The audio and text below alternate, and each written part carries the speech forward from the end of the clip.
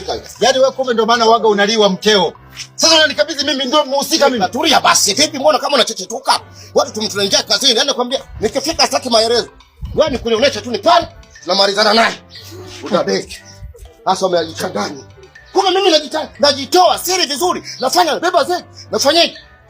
Mimi ambacho sitaki. Nisikilize. Nakupeleka ndio. Nakupeleka mpaka sehemu yenyewe. Lakini sitaki useme kama mimi ndo nimekuambia. Oya, tukifika pale, mimi mwenyewe niko nyuma yako mwanangu. Usipoteze muda. Mimi nikifika pale kwanza sitaki maelezo mengi.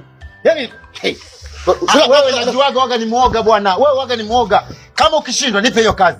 Nigee buku moja tunamaliza kazi. Ndani mjomba mwanamke anakuchiti wewe. Unahudumia, unafanya kila kitu hapa. Unafahamu kwanza unafahamu. Wewe ndio sio huko. Unaenda wapi sasa? Changamka sasa unamwacha mtu ambaye anajua njia. Sasa ngoja tukubaliane kwanza.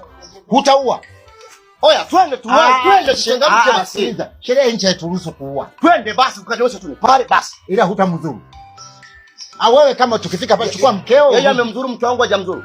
Unajuaje kama PDD amepita kwenye fomu za PDD? Kumdhuru kamdhuru.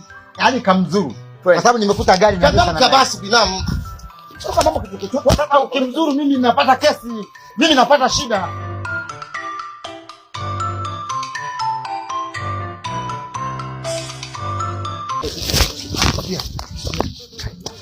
Hii hapa gari.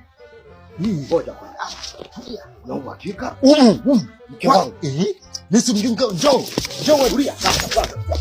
Toa kwanza mwongozo uliosajiliwa. Nisikilize, mimi sijawahi kufeli na mimi waga siwaga taarifa za kipuzi. Ni humu kweli? Si humu. Hii gari huyo nini? Nimesoma hii hapa hii. Yaani katika mazingira yanayoonekana huko na muonekano wako ni vitu viwili tofauti. Najua ni mwanamke mrembo sana. Nimevutiwa sana yani kuona jinsi ulivyo na